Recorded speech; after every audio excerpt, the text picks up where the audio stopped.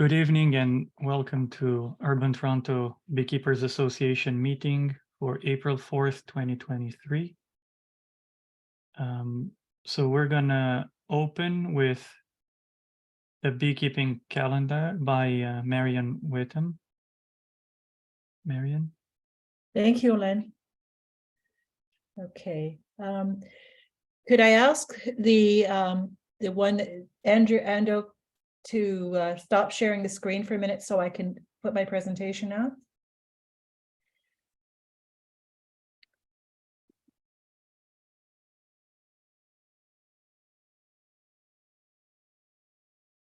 Thank you. That's wonderful.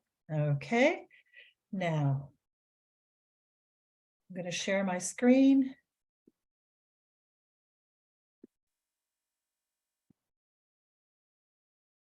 And start the slideshow. So we're good. Before we start tonight, let me just put it to the slideshow. Okay. Before we start tonight, learning more about the fascinating world of the honeybee, let us take just a moment to acknowledge the land. It has been a site of the human activity for thousands of years. That's our Toronto area here. Toronto is still the home of many Indigenous people across Turtle Island, the ancestral name of this land. We are grateful to be able to live and to work on this land. So I'm going to present the Beekeepers Calendar tonight. Remember, this is a guideline. It's not a step-by-step method for managing bees during the month. There's so many variations in temperature and technique and other things, but it is a good guideline. Just a bit of self-introduction. I'm Marion Whittam, the vice chair of the UTBA. I am a small hobby beekeeper, and I have old golden wing honey is the name of my honey. I was the co-educator along with my husband, Terry, for the Bee Educated session for many years, but Terry did pass away in 2020 very quickly. And so what I've done instead of doing the Bee Educated anymore is do the Beekeepers Calendar for the month. And what happened in 2021, a really great supportive team came together, Michelle, Alin, Alexandra, and Damien, to help me put together the UTBA Beekeeping Calendar for Toronto and the GTA. And it's totally downloadable from our website. And if you do come in person, you can get a copy. That's in person to our meetings. You can get a copy of the calendar when you come there. So I totally believe in providing educational references for presentations. And so this particular presentation tonight is being recorded, and you can take a look at if you go back to the YouTube, when it gets raised to YouTube, you can see all of the references that are really, really solid scientific information for you to follow. So I also believe in videos. The Honeybee Research Center at the University of Guelph has over 80 YouTube videos now, which are very, very helpful to beekeepers. And I encourage you to take a look at those. They're wonderful information. And hard copy books that I use, Dewey Caron's Honeybee Biology, Stories Keeping Honeybees, and our tech transfer manuals. They're excellent. So this is early spring management, and I know that we're going to have our panel afterwards, consisting of Alana, Tom, and Alin, to discuss more of your questions. But I'm just going to give you kind of a very brief introduction to spring management, and I'm sure you'll have more questions for them. Now, the next thing is that I want to just talk about two types of spring hive inspections. The first one is the non-invasive alive dead bee check, which is could be performed on a sunny day of at least 5C, preferably 10C. You're looking for signs of bees flying around in the entrances, but opening the hive, it's much, much too early. So it's just a kind of a look-see as to what is happening around the hive. And to do a full inspection of your bees, wait until the daytime temperatures are consistently 15°C and overnight temperatures are warming up. We'll talk a little bit more about that later, what that means. And the frames are then taken out and inspected for laying queens and broods and signs of disease. But note, a full inspection should not take place until when the bees are still clustered. The process for dealing with a colony loss. We all hope that our bees make it through the winter and you just open them up and they're there. But if they are lost, if there is a loss, it's very important to try to diagnose the cause of the colony loss. Did it starve? Was there too much moisture? Was there dysentery? Did you in your records note that there were high mite counts last year? And did you apply those treatments as you should have and monitor the mites? And stress by these pests or other activities can really stress out the hive. The other thing is the OBA has a potential reasons for honeybee colony loss spring checklist, and it's a really good reference for you to do some diagnosis. If you do have losses, and also when you do open your hives, make sure that you record your observations and take pictures for future reference. And if you do have dead hives, to prevent any robbing by other bees, seal them up if you can't properly dispose of them right away. And when disposing of the hive debris, be sure to carefully place it in sealed garbage bags to avoid any biosecurity issues.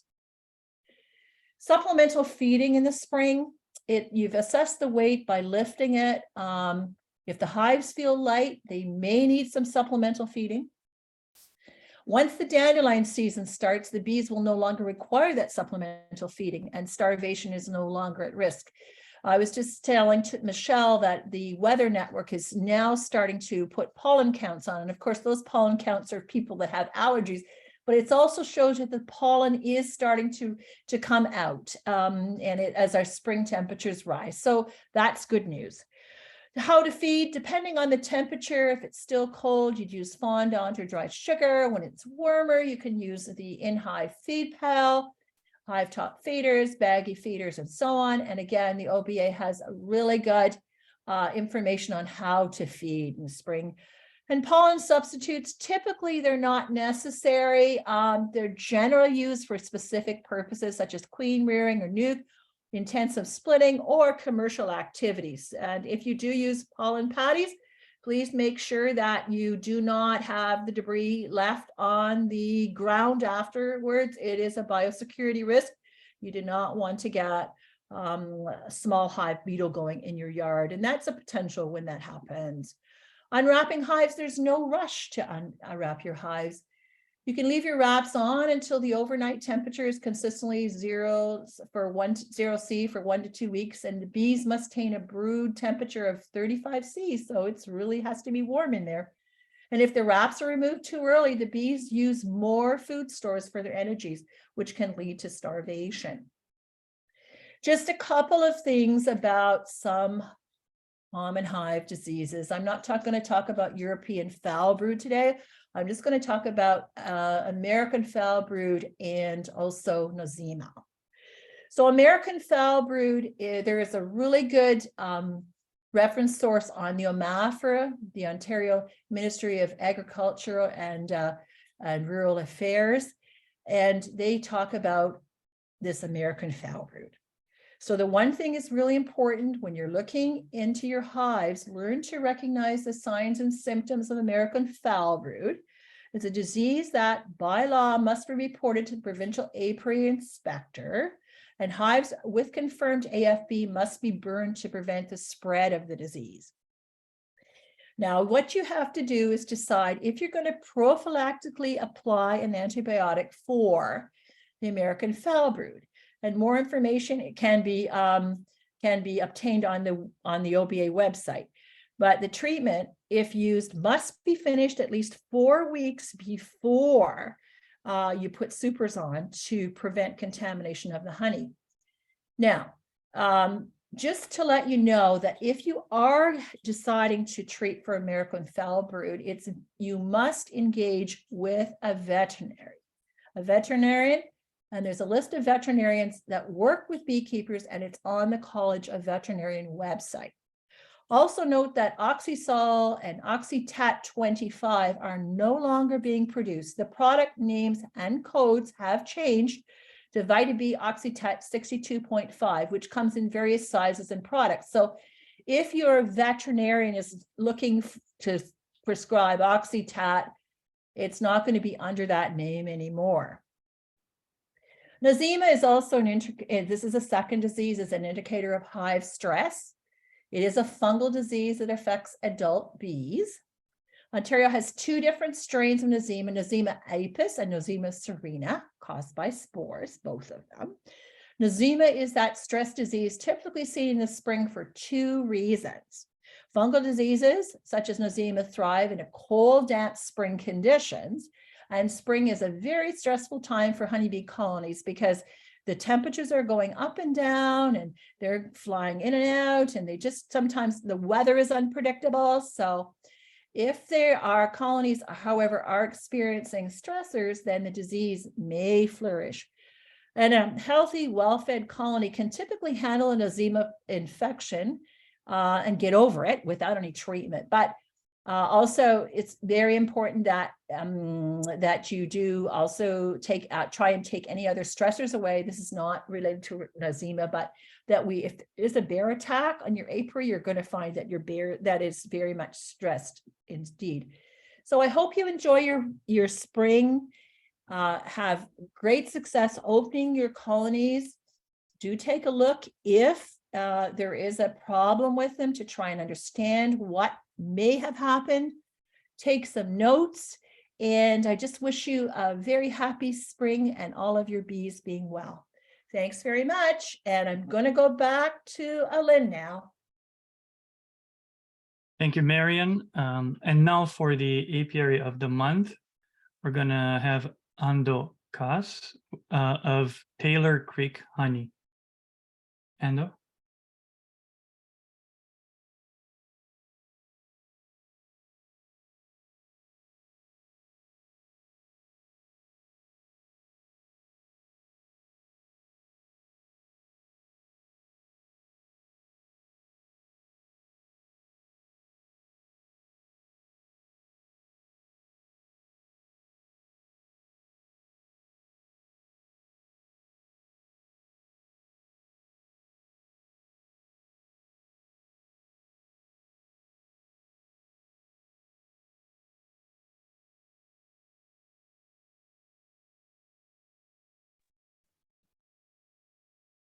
That's good. Let's go back first.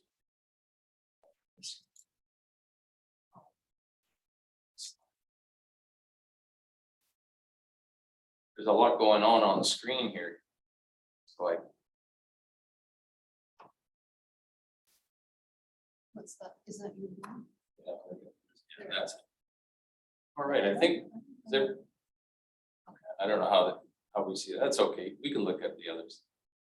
Anyway, I'd like to thank everyone for giving me the opportunity to talk about my bees and my apiary. It's been a while being pre-COVID. I remember the days when the table was full, and it's kind of odd coming here and seeing just a few people. So can everybody hear me okay? Yes? No? Yes, here. Yep, we got you all online. We can hear you nicely. Okay, great. Anyway, I became a beekeeper and part of the Urban Toronto Bee Group here in 2015, and started attending then when I got my first hive from Innisfil, from Brian in Innisfil. I would see myself as an urban hobbyist beekeeper. I've never had an interest in, going anything larger than 12 hives And I've talked to Michelle a few years ago about this problem about having too many bees and not enjoying it anymore.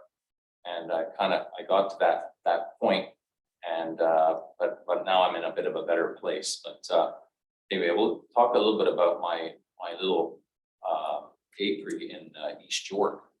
So I'm not sure if anybody's familiar with that area, but I bought a house in 2004 on Taylor Creek, which is a beautiful ravine that runs into the Upper Don River, and it's around the St. Clair and Connor area.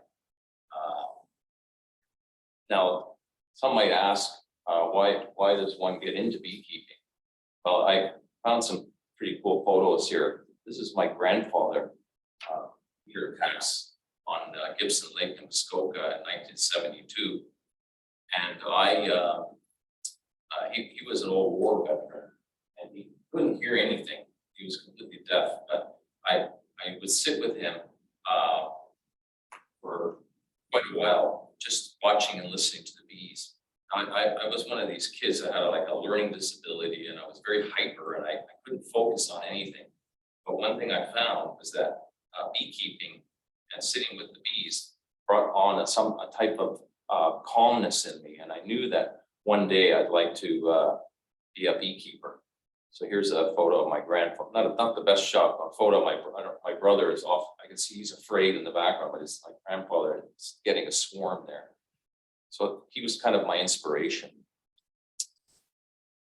So this is my backyard, and when I bought this place, I knew that I'm gonna definitely get bees one day, and I'm gonna have a little small apiary in the backyard here. So this basically faces onto a little stream that's in the back. There's a little night shot there. But one thing I had a passion for, even before the bees, and I think I might have gotten this from my grandfather, is flowers. I love flowers, and I built this rock garden in front of my house. East York gave me an award for having a naturalized garden. So I just wanted to show you some of my flowers that I planted before I even got an apiary, and built that wall, my rock dry wall. And one thing I would often do is I would go to Home Depot and look for flowers. And if I saw a honeybee on them, I say, yeah, okay, I'm going to take that flower and I'm going to plant that in my garden. So these are just a few of the things that I had, some wild, so far.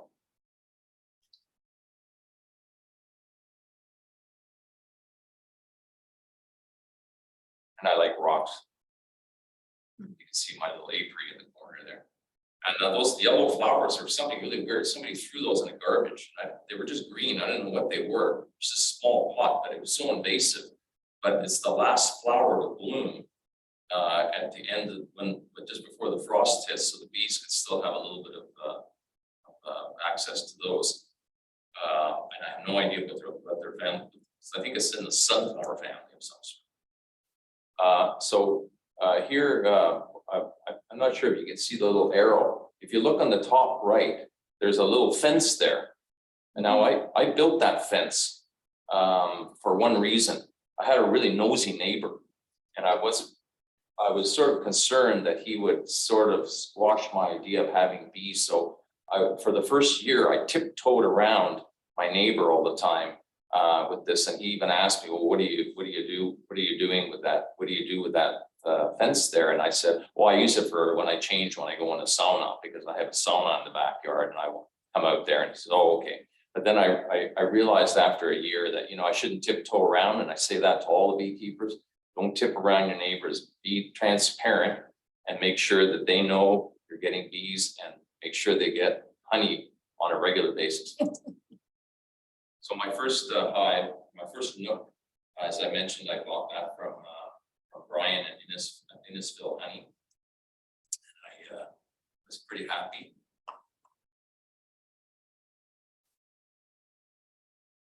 I hadn't taken down. I've now taken that. Well, that's that configuration down yet, but I hadn't done that yet.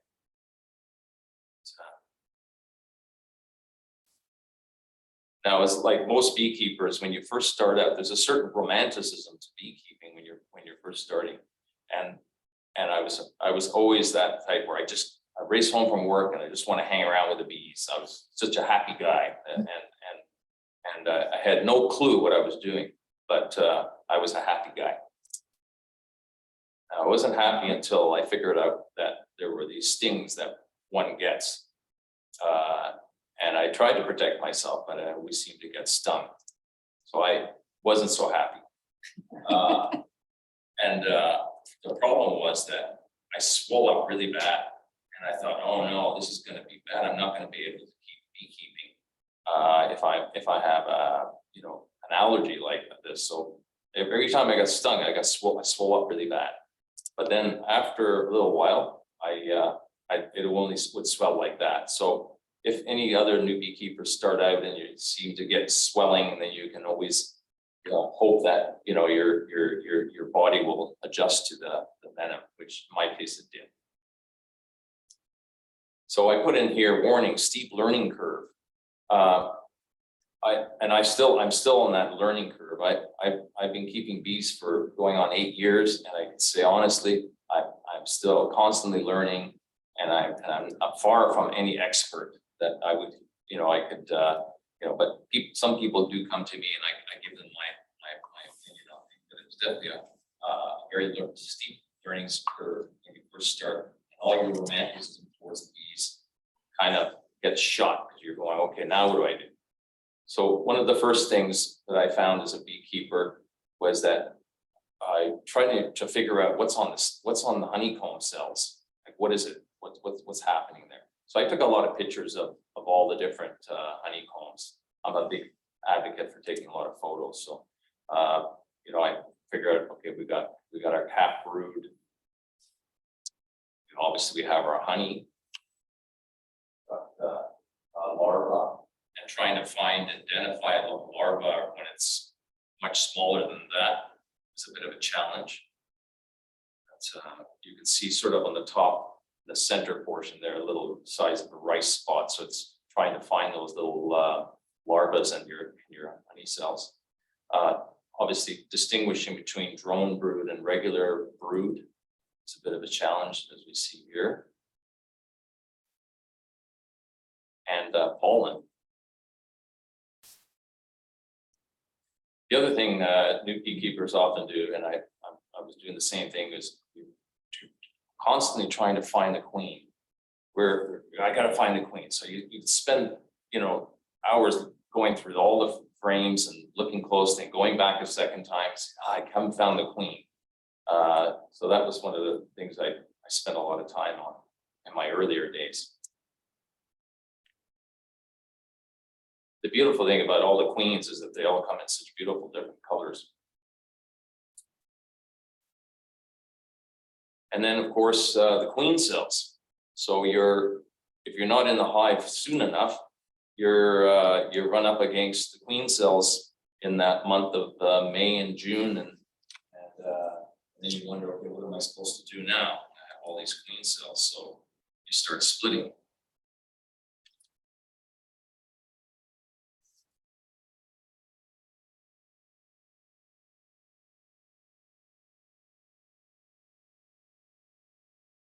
And obviously, if you're not on top of the hives, then I experienced very quickly about swarms. And those swarms, they never go in your yard. They always go in the neighbor's yard. So again, that's why it's so important to make sure that you speak with your neighbors so they're completely aware of what you're doing. And in this case, my first swarm flew up into this about 30 feet high into a spruce tree in my neighbor's yard. But I did manage. It was a bit treacherous getting up that high, but I did manage to cut it down. It wasn't the biggest swarm, but nevertheless, it was my first catch of swarming for the swarm. And this is the one I was having a rest. I said, something's going on with the bees. And I come outside and I go, oh no. And unfortunately, I don't know why I had videos here I can show you, but they don't seem to be working. But so this swarm here This is in front of my house, and the tree is in again, the same neighbor in the Manitoba maple. So here it is settling down. And then the problem with that one was that I had no way of getting near it because it was way over. That one was probably very high and I couldn't get close enough to it. So I thought, okay, what I'll do is I'll take a tennis ball with this rope and I'll throw it across the branch, and I'll put the blanket on the ground and hope for the best that if I pull it really hard, I can run down the ladder and then cover the sheet. And it did work, and the queen did survive. So I managed to catch that swarm. But that one was a bit trickier because the bees were, in front of the house, and people were looking at me what I was doing there. So there's that hive there. Now another troubling thing that I discovered, and I had no idea what was going on, was chalk brood. And I'm not sure if anybody else has experienced chalk brood in the group, but the bees were carrying out all these little white, funny wormy looking things, which I then realized these are actually, this is larva that's taken on chalk brood. That's the bottom board. That's just what I dumped it on the ground. And when you look at the cells, so some of the cells, it'll just be like white. So I researched this and found that you have to basically change out the queen. So I had to destroy that queen and get a queen. And of course the dreaded aurora mites. Now this is just to show you my bottom board after some treatment.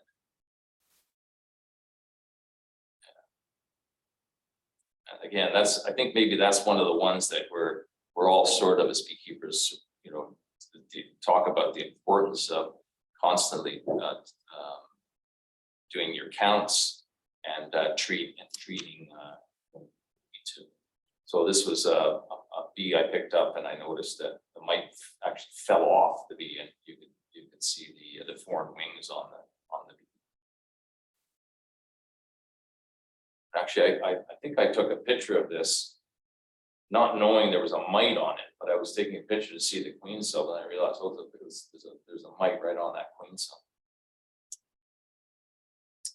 Now here we've got another thing is that when you're in your hive rifling around trying to find the queen, you can actually damage the queen. So this was the case for me this time, is I actually squashed the queen. I didn't kill it, but it kind of damaged the queen. And then a day later, I came outside, and the queen was being evicted. So I found that on the queen on the ground. And then we've got wax moth, which was, I think in this situation, it might have been that I had the honey stored away for about a week, and the wax moth had somehow worked its way into the honey. So. And if you've ever seen wax moth on bottom boards, when the worms are squirming around, it's pretty gross. The other thing is that when my first year, I didn't realize when I saw bees coming out on a hot summer day, and I was always on alert with the swarms. I thought, are these bees ready to swarm? But then I realized, no, they're just hanging out on the balcony, enjoying the warm summer day. Now this one here, I should have bought myself a lottery. There was a really bad storm one summer, and I have a big silver lace maple in our backyard, a little bit diseased, but this branch actually fell right on top, right in between the two hives. And I thought, wow, that's pretty lucky. So that is something that happens on occasion.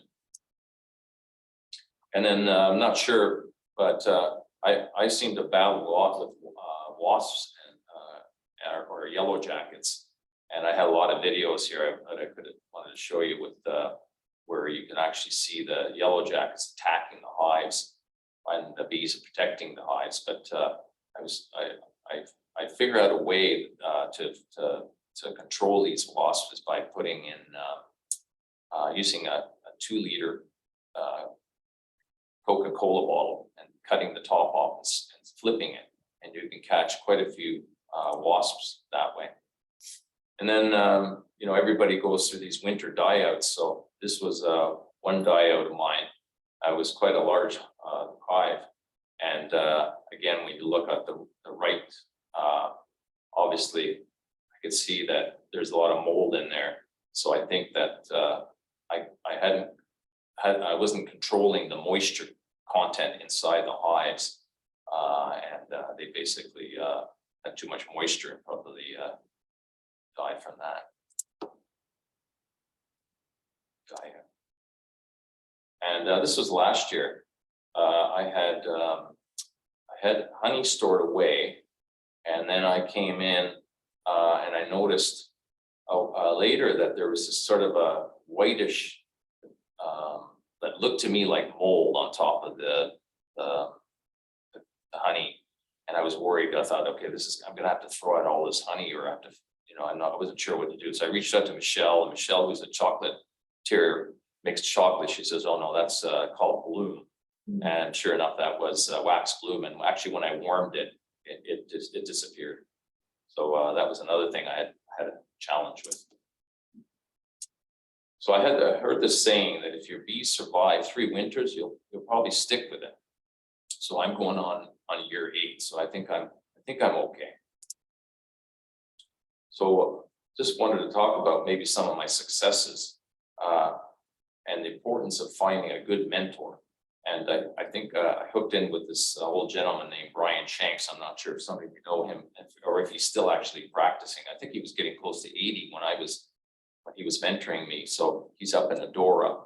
And I also put in the Urban Toronto Beekeepers Association, because this is one of the best associations I could say. I gotta plug the Urban Toronto Beekeepers, because the way it's organized and the help that one can get, it's always great. You can always reach out. You always get good advice. So it's the importance of finding a really good mentor and being part of this association.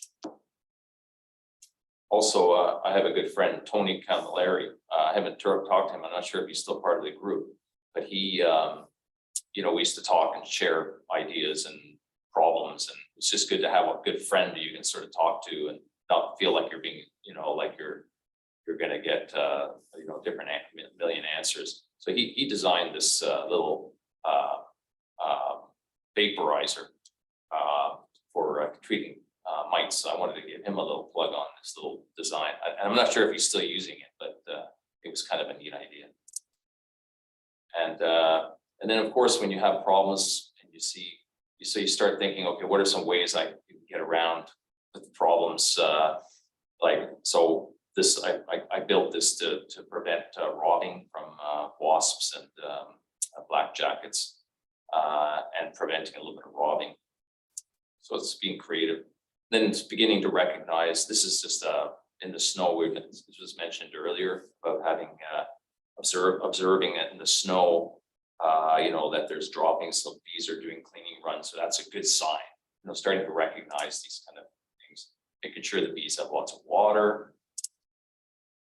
And then, you know, when I had mold in the hives, so then I decided I'm going to start this sort of an attic idea. So this seemed to work for me really well. Just hay, and you put it over your winter wraps, and puts the moisture right into the top there, as you can see on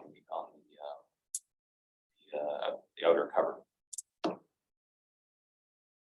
Well, this is just my expansion of my hives. So I started to expand out to the left here.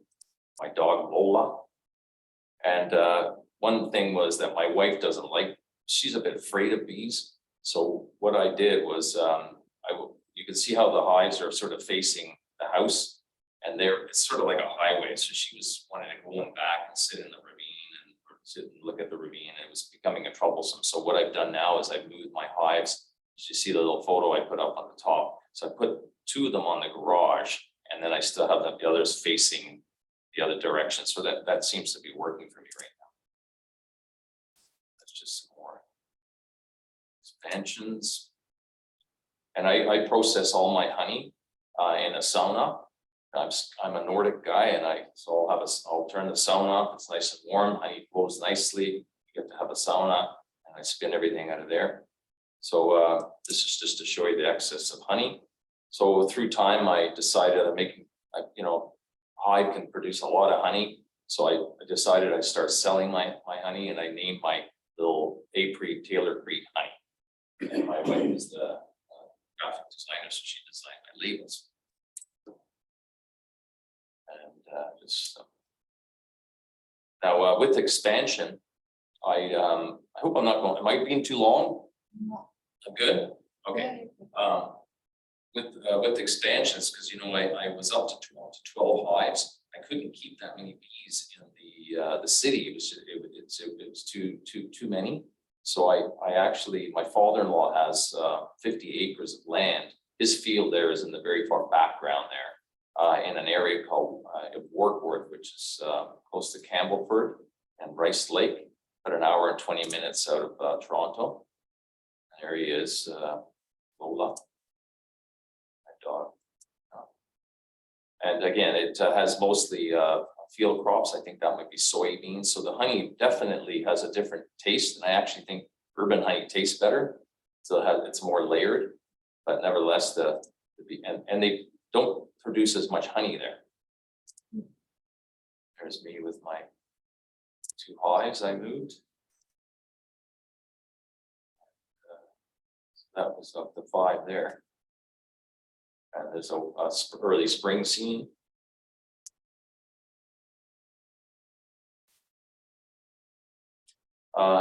Just 2 years ago, I started a self-serve booth. So the idea was that I would provide honey to the community, and that they could come to my booth. There's a little money box there. You just put your money inside, and people are always very honest. They walk by, and they just help themselves. And then I guess the blog TO caught wind of my little honey operation, and so they did a little write-up on me on blog TO on the smallest honey operation in East York.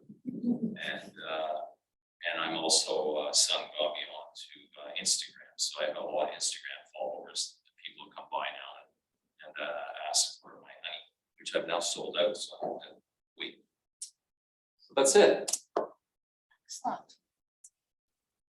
Thank you for listening.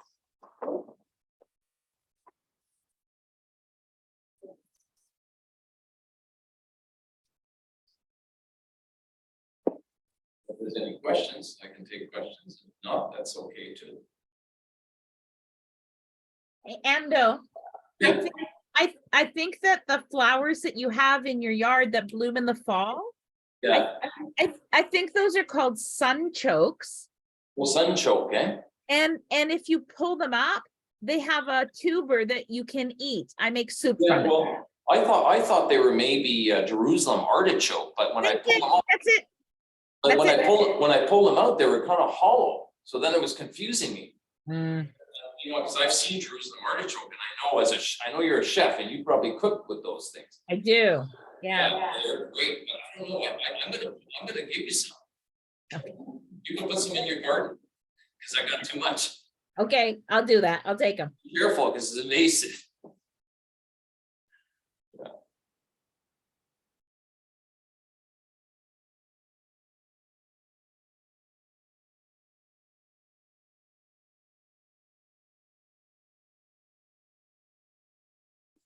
Well, thank you for saying it's an awesome presentation. Open the chat and see if there's any questions. Click on that chat down there at the bottom, because there might be questions down there. Where the 7 is, you go to the Go middle there. left, go left, down at the bottom, Oh, here. next Oh, one there, over. chats. There's 7 chats, yeah. Okay. Just in case. Sun shows. Thank you, thank you. Awesome presentation.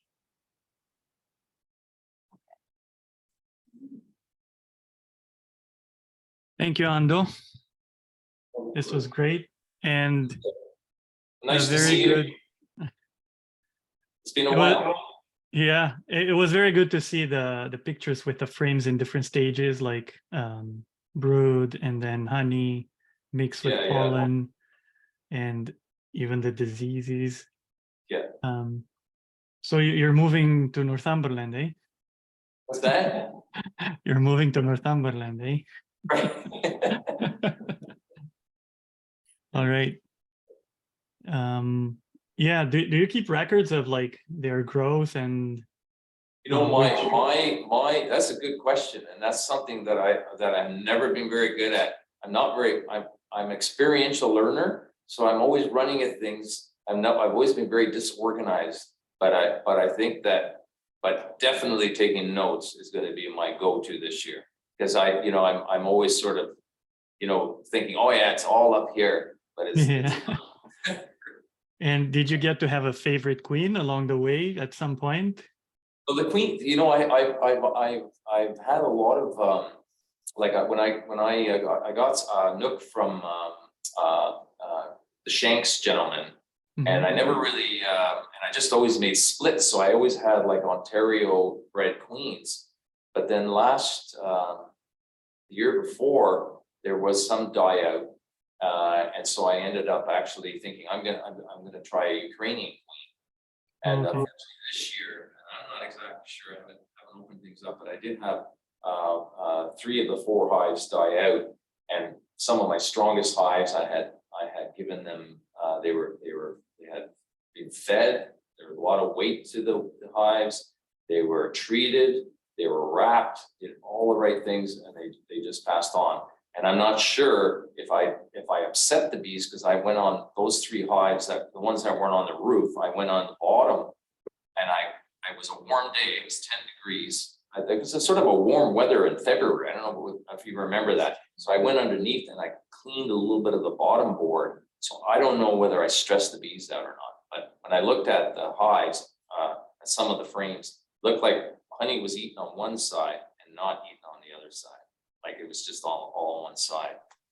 So and the only one that survived was the Ukrainian, one with the Ukrainian queen. So I lost those. So now I'm going to be ordering some more bees this spring. For the Ukrainian queen, did you happen to notice the size of the cluster? Like, was it smaller-ish, you would say? They were a little bit smaller when I went, because I got the queen from Dancing Bee, and I was looking around. They had a whole bunch, and I was trying to find the biggest and plumpest queen, but they all seemed to be a little bit small. You're right, but that one survived. So I'm not sure, if size matters. Well, I was more referring to the size of the cluster. The Carpathian queen bees are known to overwinter with very small clusters. Right. Oh, okay. Yeah. They're very efficient with, like, in the cold. They forage in colder weather, and then they keep smaller clusters. Yeah. All right. And now we're going to head to the panel discussion about spring and early summer beekeeping. Is Alana on yet?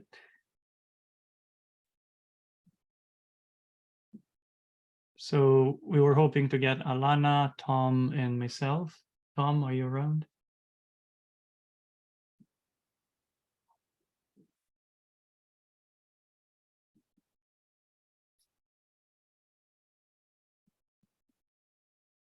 Okay, so I can start myself. Can I share screen? Can you guys see the screen?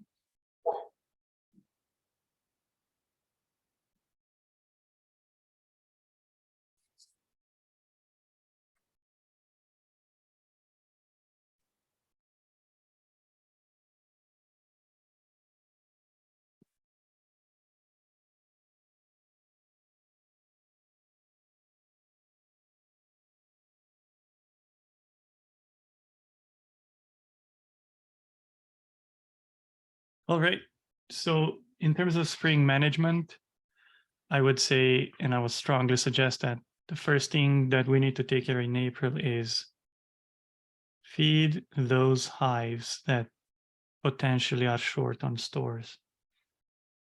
So we've been visiting our yards recently, and we found, I think it was yesterday, we found a few that were extremely light. They just consumed everything. So how you can measure the weight is by just going the back. Seems like I'm having an issue with my mouse. So lift the back of the hive, see how heavy it is. If it seems to be too light, add sugar or fondant bricks patties, or later, like say in a week or so, if you live close to the hive and you know the sugar syrup will not freeze overnight, even syrup is an option. It's important to watch the weight right now because bees already started rearing more brood and the pace of consuming the food is increased. So where up to now they were doing like maybe a frame a month, now it could be a frame a week or around that area. So keep an eye on them and make sure that if they run out of honey stores, you're there to supplement. And it's very important if you do that, lift the top cover, inner cover quickly, place the emergency feed, close it back, and try to minimize the time the bees are exposed to cold temperatures. Do not pull frames, like we're not gonna, for April, at least for the first part, our aim is not to inspect the brood. We can do that when temperatures are above 10 Celsius. This is also the time to examine the dead outs, clean the frames, like we can brush the bees off, remove some of the mold if there's any. If there's bee feces and so on. So like we can just shave them off, frames can be cleaned. And then we can sort them and keep them separately if needed. If there's any syrup that is in the hive from last fall and we don't want it to ferment, so we can just shake it off on the ground or something. And then definitely block the entrances for those dead outs so other bees don't come, and while robbing they get sick as well if there was any disease there.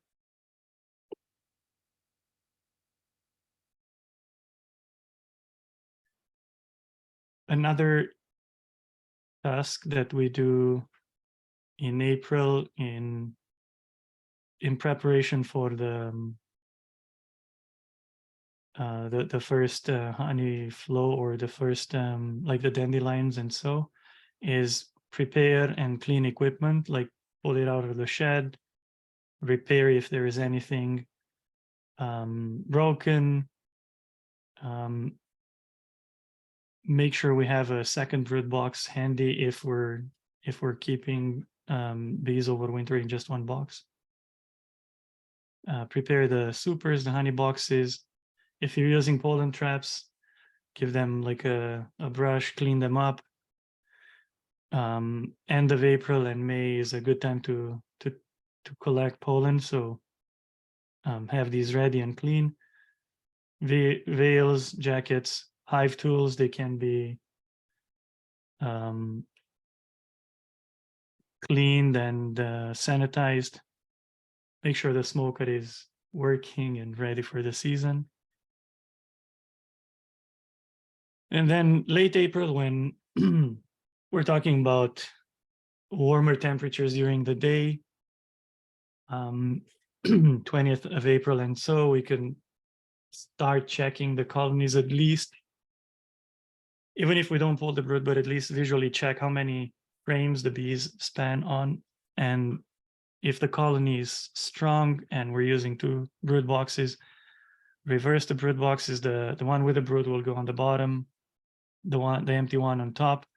This is to allow them to expand the nest and not get into the rush of swarming. and keep an eye on the potential signs like the crowdiness, right? If we see queen cups, if we see those cups with eggs, or later with royal jelly and larvae, and especially if we get to the point where we see queen cells, that means it's a bit late. For those who have bees coming late April, install the nooks and packages, again, have the equipment ready, and make sure that everything is in place. For early May, definitely we will start being able to, like being warmer outside, we will be able to now see the brood. So check how the queen is laying the eggs. See how many frames, if the pattern is like continuous patches of brood, right? Replace the old dark comb. This is a good practice to keep the hives healthy and avoid storing all sorts of pests there, like chemicals or spores, fungi. And early May, we usually start checking for varroa. We don't want to, like early May, when the swarm season starts, there's enough population that we can spare the 300 to do like an alcohol wash. And we want to know how our season starts, just in case you didn't do an oxalic or it didn't go well. It's a good time to catch the infestation in its early stages, and then maybe even do an organic treatment that would allow just a few days of a break, and then you can put the supers on. Also for early May, because it's swarming season, we can set up the swarm traps. And remember that within the last 2 years, we had swarms in Toronto right at the end of the first week of May. So as soon as May is here and the first warm day of May, they may decide to swarm because they've been cooking up to that point, giving you signs. And then if no measures have been taken, they will take off. For mid-May, weather permitting, we can remove the wraps and pillows or kilt boxes on the hives. We like to keep them on for as long as possible, the longer preferred. It helps the bees manage the temperature better, and it gives them a better start in the spring. Also, make sure that after a few inspections, if they need space, always provided ahead of time. So we don't get to the point where for the dandelions or the next blooms, they bring in more, they get crowded and decide to swarm. So provide expansion spaces, that means like a second brood box or just honey supers. And don't forget, we provide orb screens, nucleus colonies, both Langstroth and Layens, and single deep colonies Langstroth. Also on our website, you can find this free inspection checklist. On the main page at the top, there's a link. Click on that one and then it will take you to the page so you can download it for free. If you have any questions.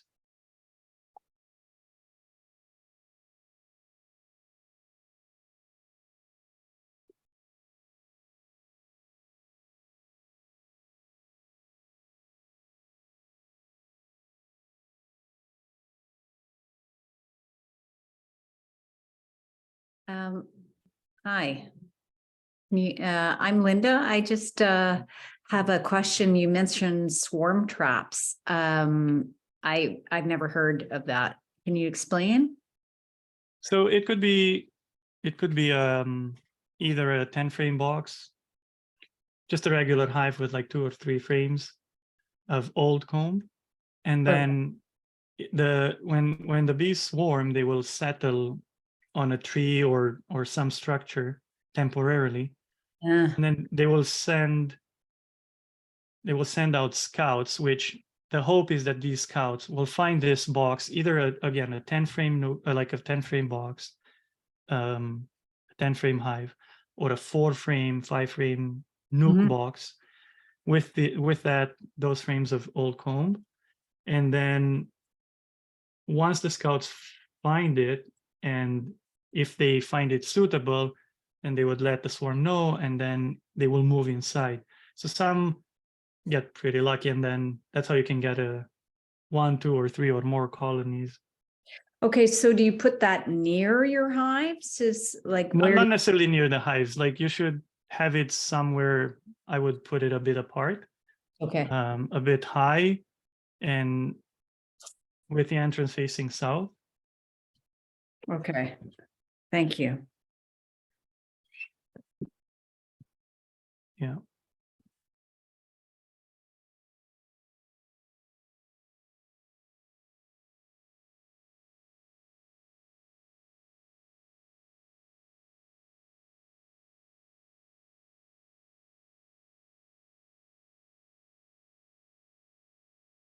So the question is, some suggest using synthetic treatments in the spring.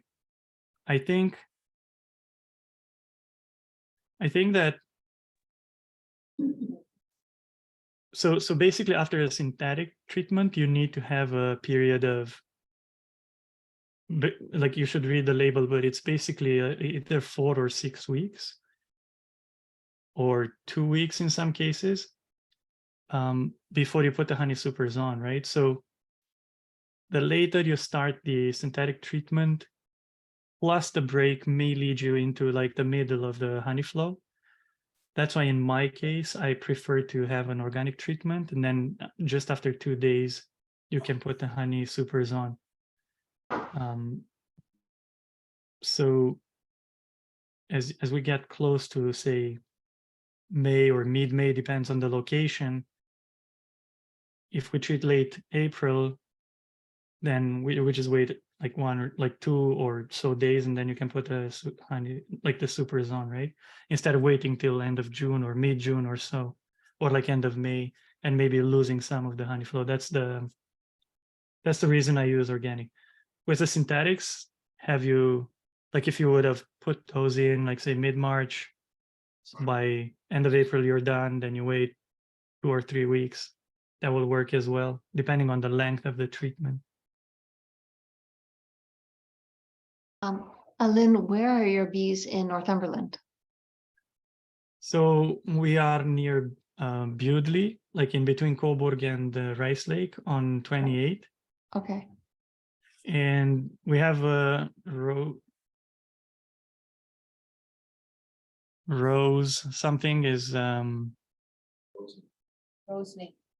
yeah, exactly. That's where we have a second yard, and then we have one south of the city. Okay.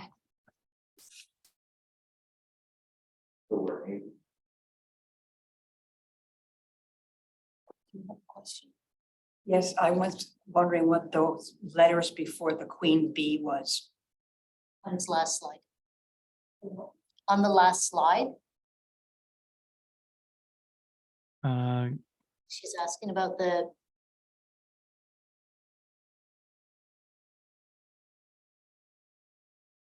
ORH. Yes, one before, Orbs. orbs.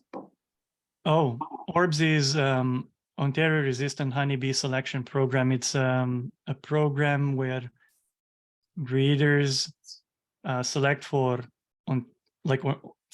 local queens, and then the ORBS program is run by the tech transfer team of the Ontario Beekeepers Association. And basically they test our queens every year. So we've been members of the orbs for 5 years now. Alin, what do you select for? So our main traits are gentleness, spring buildup, and hygienic. Alin, it looks like Julian has his hand up to ask a question. Sure.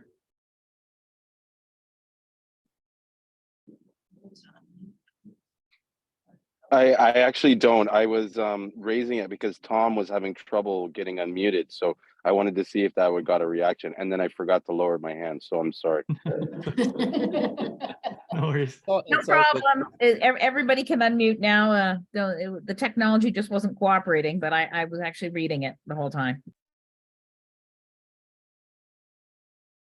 So Gary commented that we don't want to open hives mid-March. Some, especially within the commercial beekeeping, practice, they actually do open in that's kind of like the time frame, mid-March, so they can be done by end of April-ish. But it's a professional sport. I would not necessarily do that if I'd be a hobby. Like I could just use, again, just an organic treatment later, and we should be fine. What's the risk to opening up the hives and pulling the frames out when it's too cold, Alin? So the reason we don't want to do that when it's too cold is because we may cause the brood to chill, and by getting the brood sick, we could we could kill a lot of brood, or then we can get into an infestation of chalk brood, just like you saw on Ando's presentation. When they can't cope, the brood gets sick, and then they either get this or that. Chalk brood is common in cold springs, cold, wet springs. But that's the main reason. Like, we would take the brood off of the cluster where it's warm and humid as they need it to be, and then we could kill it by removing them from their environment. So I have another question. Yep, go ahead. So I actually did feed my bees on Sunday, and I made sugar syrup and I fed them. But should I just leave that, or should I, because I didn't even know anything about that there's patties, sugar patties. But yeah. So tell me if your bees are close to where you live. Like, can you go there every day? No, it's about an hour and a half. So because we're still going to get at least one night within the next week, way below zero, right? For that reason, I would just put solid food, and that's what we did. Right. But I mean, in your case, it's done, right? Yeah, like they're in. It's like the feeding tray in the frame. So. Oh, it's in a frame. Yeah, and when I opened it to put the sugar syrup in, there was tons of bees up there. Okay, so in that case, you should be fine. I was more worried about being like a bucket feeder or on top. No, yeah. Yeah. Then I think they should be fine. Like, it's pretty warm these days during the day. Hopefully they break cluster and access that food, and then they should make it. But I was also just surprised to see so many of them up there. Are you Well, talking? if it's warm and yeah, go on, Tom. I think there's some confusion here, Lynn. Are you talking about a hive top feeder or a frame feeder that slits inside the frames? In this case, it's a frame feeder. You sure? It's like a tray, and I put put it, there's a wooden frame, and I put the frame sits on top, and then you put the box in there, like the plastic feeding thing in there. Sounds like a Top. hot top feeder. Top feeder, I think. Yeah. Oh, Yeah. okay. Yeah. As long as it's not dripping on them, I think they're fine. Okay. But I was curious about why was there so many up there? It's physics, right? The warm air rises, so probably that's the warmest place in that hive, right? So they Oh. hang out there like they're watching TV or playing ping pong, whatever, right? Okay. Yeah. Thank you. Linda, what was your motivation to feed? Did you lift them? Were they light? Were you sure they needed feed? Yeah, or- honestly, it's that whole thing of lifting. I was like, I don't know. I mean, it's only my second year. My first year, I lost both hives, and so that's why I went earlier this year. And I just can't. I don't know enough. Like, I can't tell enough what it feels like. So it was like, better safe than sorry. I'm going to feed them. Okay. It's better to do feed than to not. But maybe there's somebody who can either volunteer or just spend some time with one of us and learn a few tricks. Yeah, I mean, I think my bees, I think the early spring can be tricky, right? Because I think my bees survived the winter, and I think they died in the early part of the spring. And so I wasn't quite sure whether it was moisture or not enough food. So like, we tilted the hives, put them on a bit of a tilt when we wrapped them this year and stuff like that. So I was just so grateful they were still alive. Yeah. What area are your bees? Guilford. It's sort of by like Simcoe, Bradford. Oh, okay. Mm-hmm. And you live in Toronto? Mm-hmm. Yeah. Yeah. Did you wrap the hives? Yeah. Yeah. We wrapped them, and we had hay bales and stuff around there. They're out in a farm field. But on the actual hive, did you put any wrap or no? Yeah. Yeah. Yeah. An insulated wrap. Yeah. Okay.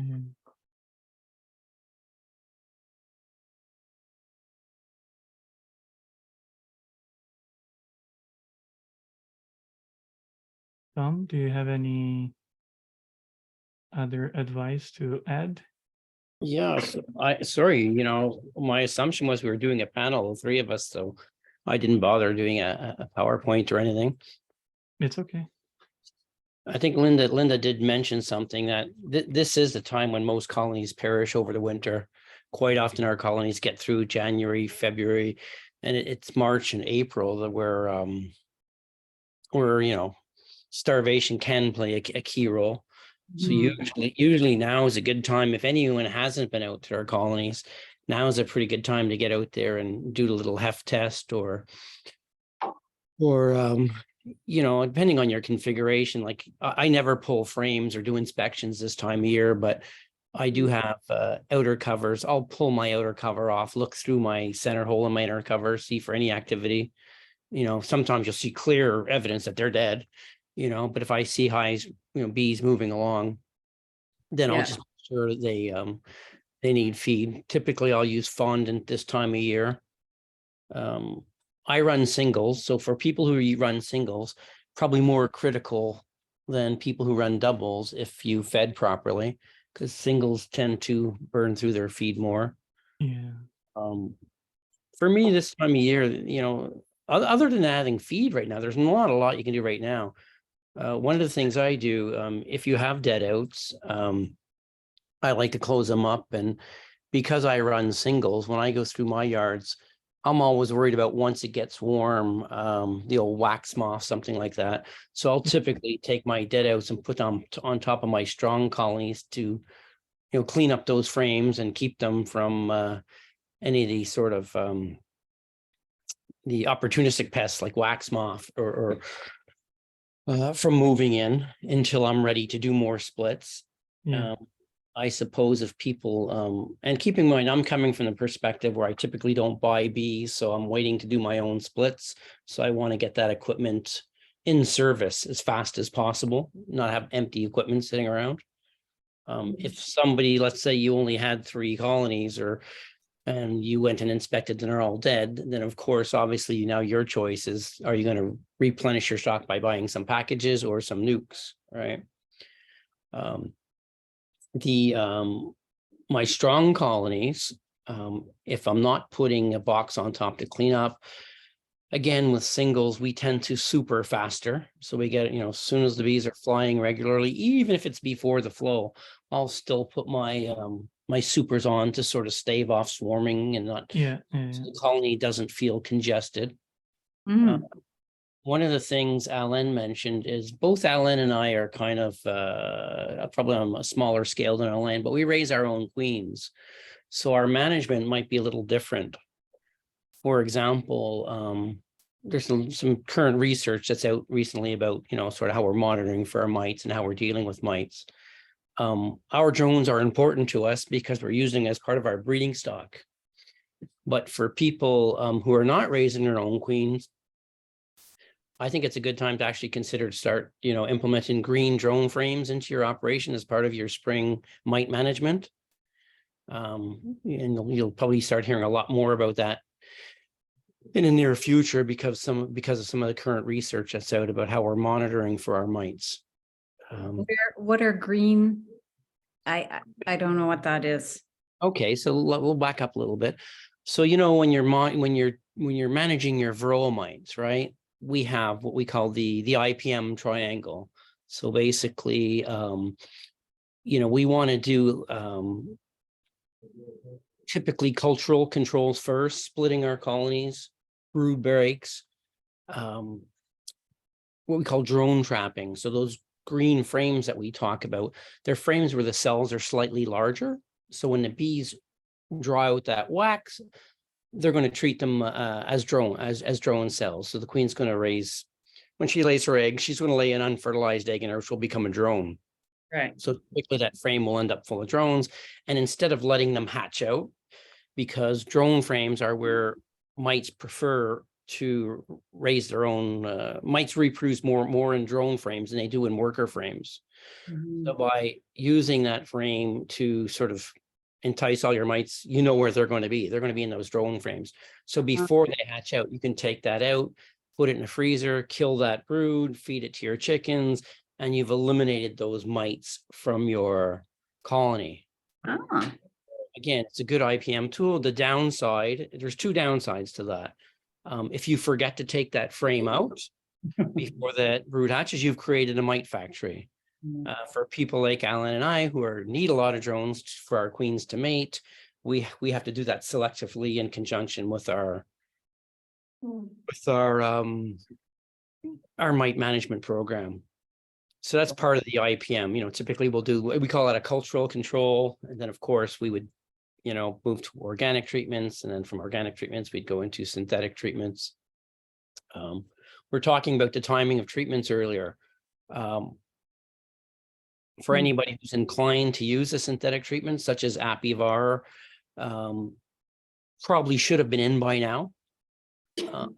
If you're adverse to using an organic acid, then you can put your Apiary in now, but you're going to be, waiting at least 2 weeks post-treatment. An Apiary is a 42-day treatment, and you're expected not to put your honey supers on until 2 weeks after that 42 days, which basically means in our area, the honey flow is going to be on. So for that reason now, if you haven't treated with a Apiary treatment or a synthetic miticide, you're probably better off to go with an organic acid like formic acid or oxalic acid, or probably be a better choice this time of year. What else are we talking about in spring? Cleaning up deads. Tom, Yeah. Gary commented in the chat that he has fondant patties on his hives. He put them in there since late fall, and he's asking if he should put out water as well, or is there just enough around? I think this time of year there's enough moisture that the bees are going to be creating their own moisture and getting water off the inside of the lid with the fondant. One of the things Alin was touching on again too, it's, you know, we know it's a ton of information and a lot of confusing information for new beekeepers. Pollen patties is an issue this time of year. For people like us who are, you know, breeding queens and you know, we're managing our bees more like livestock than say hobbyists who are, you know, treating their bees as a hobby. For us, you know, we want to get our pollen patties in early.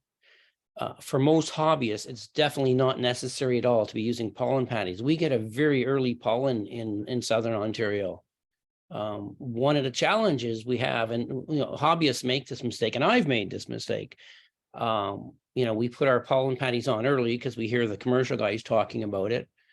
And what happens is we create two problems. If, you know, one, if your colonies don't have enough honey or nectar stored and you give them pollen patties, they will start consuming more of the nectar and honey to process that pollen, and you'll be driving them faster to starvation. What do pollen patties do? Why do you put them on? Pollen patties is protein and is brood feed. So you're trying to pushing your colonies to raise brood faster than they would normally want to raise brood. So that's why, you know, for hobbyists, it's not a great idea. It's not necessary. For us guys who are kind of commercially oriented, we're doing that, but we're doing that knowing what we're doing. And also, you know, in the early stages when I didn't really have a good handle on that, I had some colonies come out of winter fairly strong. I overfed them with pollen patties because I wanted to do some splits, but not really understanding how much of an impact that was going to have.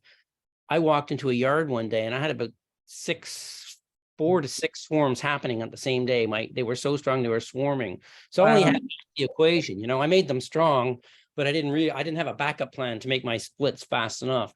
So for on a commercial level, pollen patties can be our friend.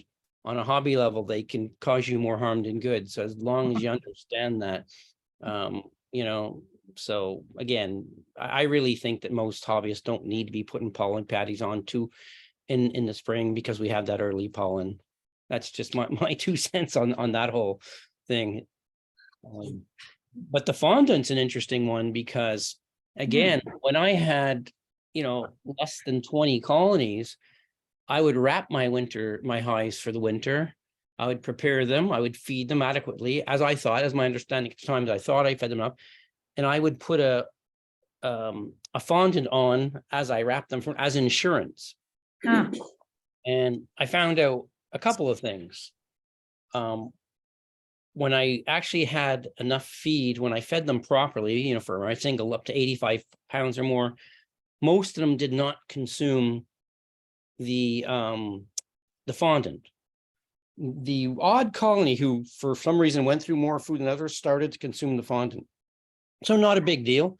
But when you're running 100+ colonies, fondant's really expensive.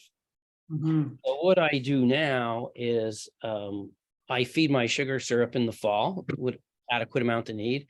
And when I go in this time of year to do my inspections, the ones that are light, only the ones that are light get the fondant, because it gets really expensive when you have 100+ colonies to be putting fondant if they don't really need it. But I think it's you know, doing the heft test and the weight test this time of year will tell you if your colonies are light, they're going to need some type of feed. So, you know, I would probably be inclined to use the fondant now before syrup, but we're getting closer all the time to where we could actually get syrup on soon. Yeah. What else? I want to answer the question in the chat. So the question is, I noticed that my bees did not eat their honey reserves, top box. I left them to medium super. So definitely if there is honey there, we do not need to feed, because they will use the honey as they find, you know, feed for raising their brood. And if that honey is enough till the dandelion bloom, then for sure we don't need to feed. Just weigh the hive, or if you see the honey by peeking through the hole in the inner cover, and definitely you don't need to feed. Yeah, I agree. And sometimes too, for those of us who have more colonies, when we have the odd dead out, as long as we know it's not a serious, usually we know the reason why they died, but as long as there's no signs of something like EFB or AFB, then we can take those honey frames from our dead outs and put them on our weaker colonies in the spring. Yeah, for sure. Alin talked about reversing boxes. Obviously I don't have that issue.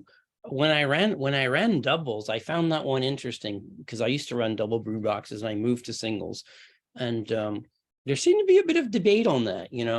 Some people would say, well, this time of year your bees are pretty much going to be in the top box, so once it gets warmer and they start flying, some people would reverse the boxes and put the empty box on top for the queen to expand up. Other people would say, no, leave it underneath, because they'll easily expand down. I think the only issue I had with that is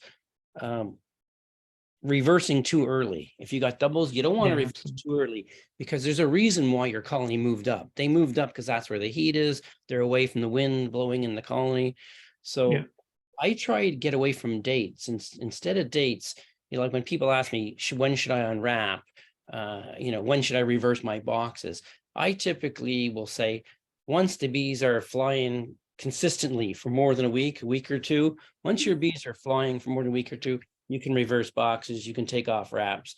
But just because they're flying one day, we have warm day, and you see them all outside your wrap and stuff, that doesn't mean you should be rushing taping your winter wraps off. The winter wraps, I think, actually play more of an important role in the spring than they do in the dead of the winter. Yeah. I don't know, when do you typically reverse your boxes, Ellen? It's going to be May, like beginning of May. Yeah. And again, it depends. Like, was it 2 springs back, beginning of May? They were rocking by the beginning of May. I had splits done before the beginning of May. So it's when we throw out those dates, try to, instead of getting fixated on what date to do things, you should be asking yourself, what are my bees doing? Yeah. End of April, start checking them more often, just to prevent those events. Yeah. Tom, I did an experiment last year. In my hives, I had 7 hives, and I elected not to reverse any boxes because, you know me, I want to be the laziest beekeeper ever.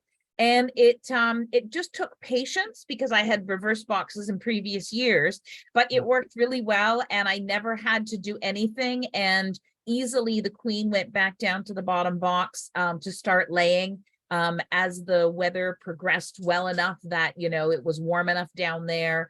And it worked out really well. So I have tried it, and it does work. I didn't reverse any of my boxes, and I didn't have any problems. Yeah, no, I agree. And I'm not contradicting what Alin is saying. What I'm just saying is sometimes when new beakers, we hear things and we'll just because someone said it, but Alin knows what he's doing and he knows when he's doing it. My caution is when you're reversing, you just don't want to do that too soon, because you could end up making it worse, because there's a reason why they moved up into that warm top section.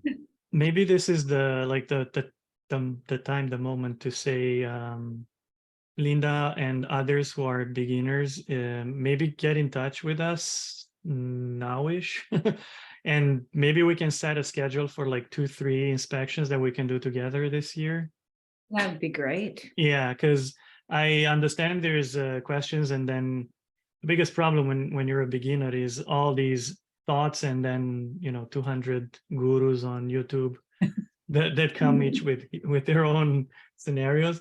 But we're here in Toronto, right? So it won't be like an every month that our schedules will align, but at least if we can try to plan a few, you may get a chance to see some things during this season and get a bit more established by like going into the next winter and so on.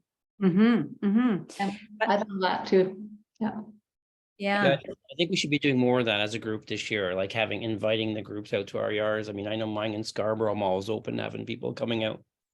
So we're scheduled for July or June. Well, so I sent out in an email to everyone that if you wanted to open up your apiary to be part of an apiary tour, to let me know. I didn't hear back from anybody.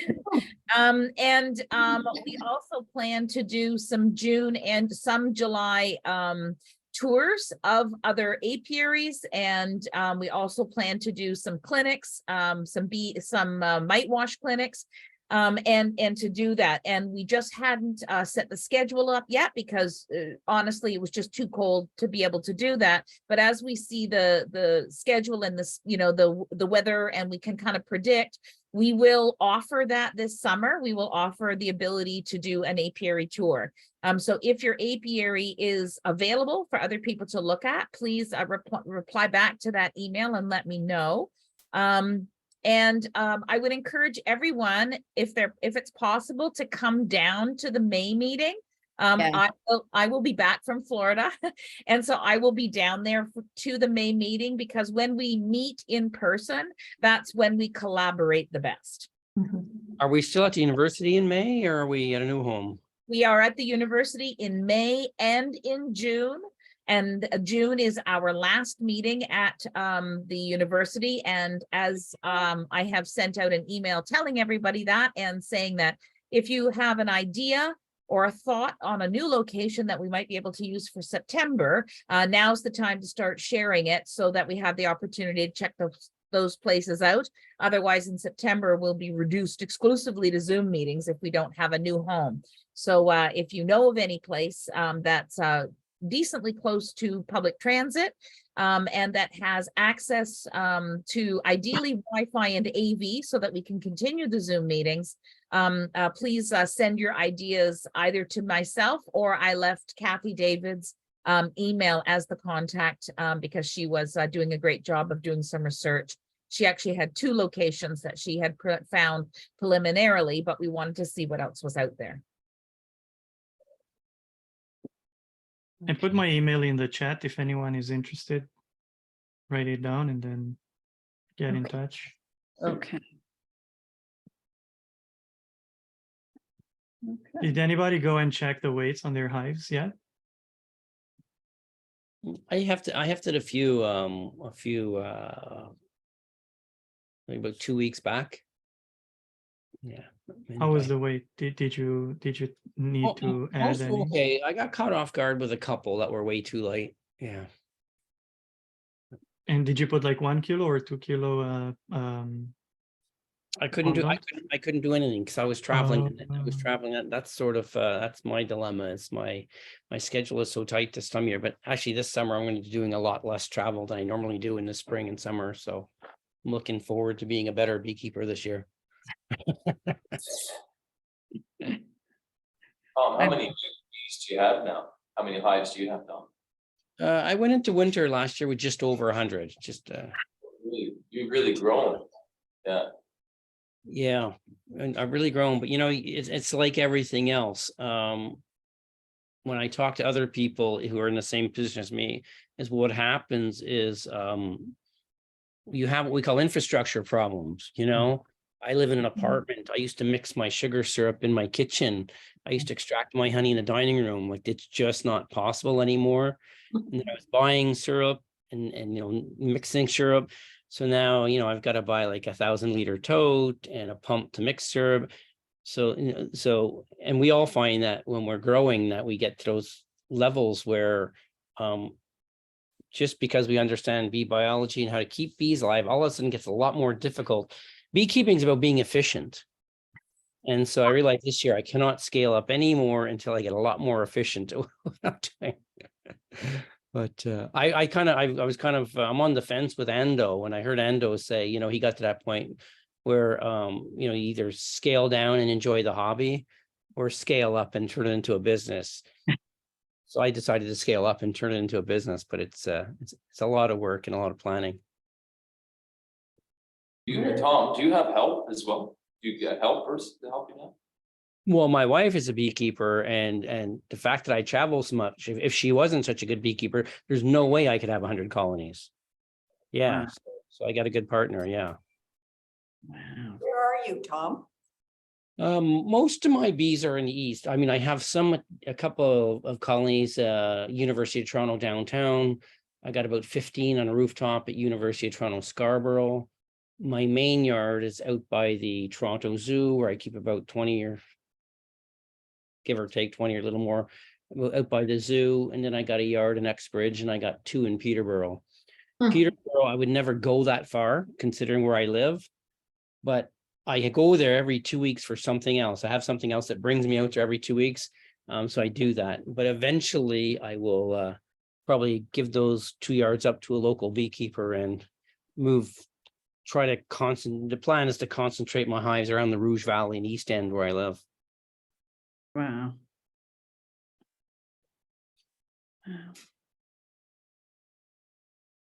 And I think Linda, you're experiencing that issue of it's difficult when your colonies are an hour away from home. Well, it's generally okay because in the summer I live on I spend a lot of time on the other side of Lake Simcoe. So it's still 45 minutes, but it's 2-lane drive, right? So it's not like going up the 400. But I mean, I am truly a hobbyist. I have 2 hives.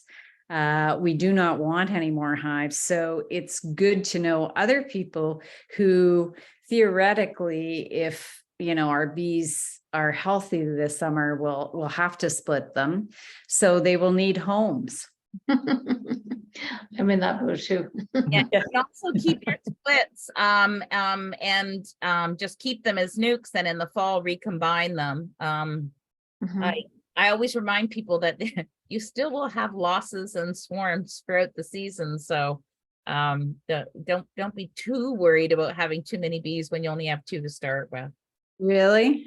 Yeah, and if I keep bees with other beekeeper girlfriends. I'm part of a network of about 3 or 4 women, and we go to each other's yards, and we we keep bees together. And I think that when you keep bees, it doesn't matter women or men, but when you keep bees with a bunch of other beekeepers, it gives you twice the number of eyes, a couple of extra, set of hands that can help. I mean, you'll always find the queen if you have 3 beekeepers in a hive. And also they're going to give you their different perspectives. So even if you don't have a formal mentor, even if you can connect locally just with girlfriends or other men, doesn't matter the sex. I don't know why I said that. Just people who can just be with you while you're keeping bees. You'll learn a lot just from having other beekeepers around. Yeah. I did go to the OMB meeting last weekend, and I was just there for a day, but I laughed because I sat with 2 other women, and they started off with 2 hives, and both of them now have well over 65 hives. And it's like, yeah, I don't want to be them.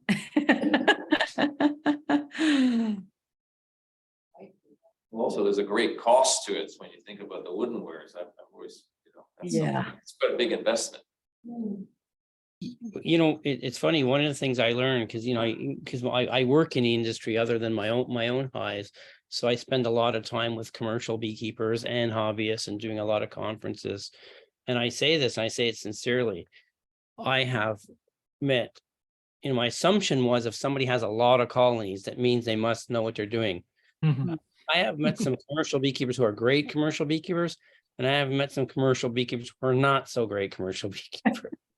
And the thing with hobbyists, I have friends who've been keeping bees for 10, 15 years who are never going to go beyond 4 or 5 colonies, but they're darn good beekeepers. They know what they're doing, right? So it's because I see that all the time. I have in my network, hobbyists in the US who've been doing this for decades, and they have no intentions of ever growing bigger. but they're good at what they do. So don't get hung up on size. You know, I'd rather have someone take care of 5 colonies really well and have those colonies healthy and taken care of than pushing themselves to have 30 and 40 when they can barely take care of them. Yeah.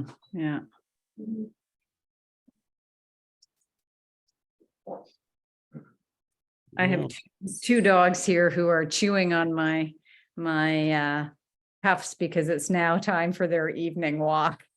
Linda, are you on the Facebook group? I'm not on any social media. I mean, I only like. Oh, okay.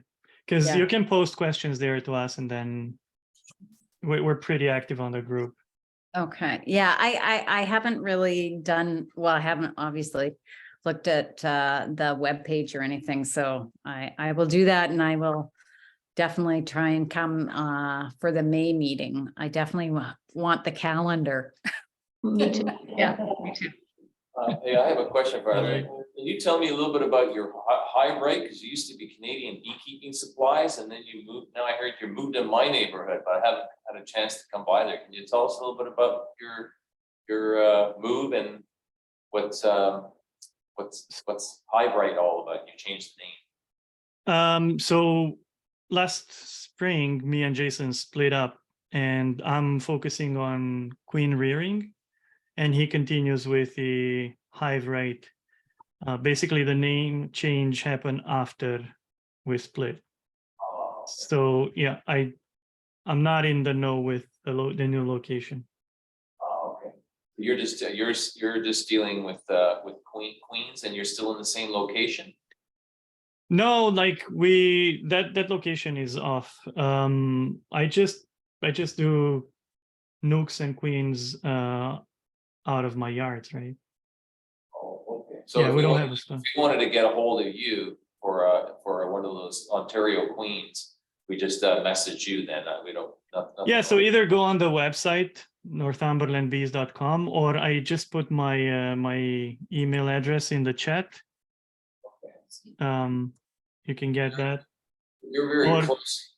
Yeah, you're very close to where I am, near Warkworth, I guess. So I could. Are you working out of Northumberland or just out of your home? Yeah, we are. And we're probably soon gonna have our bees closer as we get more yards in the area. Yeah. So in your case, you can pick up from that location directly. Yeah, I'll give you a tour. Yeah. Well, you can come and take a look at my bees there. For sure, absolutely. Yeah. Are you there on weekends only? What's that?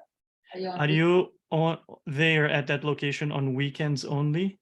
Weekends only, yeah. Well, unless it's Okay. well, no. Sometimes I could be there in the weekday as well. Yeah. Yeah, But just keep in touch, absolutely. Yeah, I'm in Castleton, also in Northumberland, so Oh, There you I'll look go. out for you guys. Yeah. There We'll you go. do like a The UTBA Northumberland crowd. Northumberland. Yeah. co-op, well, a little co-op. Yeah. okay. So Sheila, that's where you keep your bees? Yeah. Oh, Yeah. My neighbors in Toronto are definitely not amenable, and I have a piece of land in Castleton, so that's great. let's do a few inspections this spring Pardon me? together. Let's do a few inspections together this Yeah, spring. I'd love to. That would be amazing. Absolutely. I'll take along. All right. Any other questions? Geez, I missed Alana tonight. I was looking forward to having Alana with us. She's traveling from Montreal, so she told me that it may be difficult for her to join. Unfortunately, it looks like she didn't make it. Let's see if we can push and get everybody to meet in May in person. And I'll ask Alana to come down and see if we can kind of get that networking back together. It really will help, especially those of you who are looking to find mentors or to be able, to connect directly with a beekeeper. It's much easier to do in person. Great. For sure. For the May workshop, I'm gonna bring more samples of honey. For tonight, I brought samples, so I just came back from Chile. So I have 2 samples of Chilean honey for those who came to the April meeting in person. Enjoy. We can enjoy it Too here, yeah. bad. Too bad for us. We Do we have a speaker scheduled for May or? I think we do. Are the recordings of these meetings posted on YouTube? Yes, UTBA has a YouTube channel. Is Paul Slayton speaking in May, Alin? Yeah. So Paul Yeah. Slayton is speaking in May. I actually met him down here in Fort Myers at the Southwest Florida Beekeepers Association, and he's doing a presentation on drone congregation areas. I think I'm the apiary of the month, right, Nicole? I think you are the apiary of the month.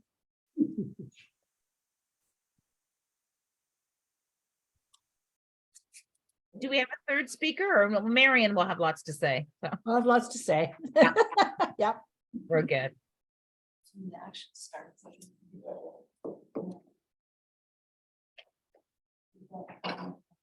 Oh, goody. All right. Shall we stop here? That's Yeah, so any of you are looking for the recordings, they are available on the UTBA YouTube channel. That usually take a couple of days before I can get it up there. Are they still linked from the webpage? They are. They are, yeah.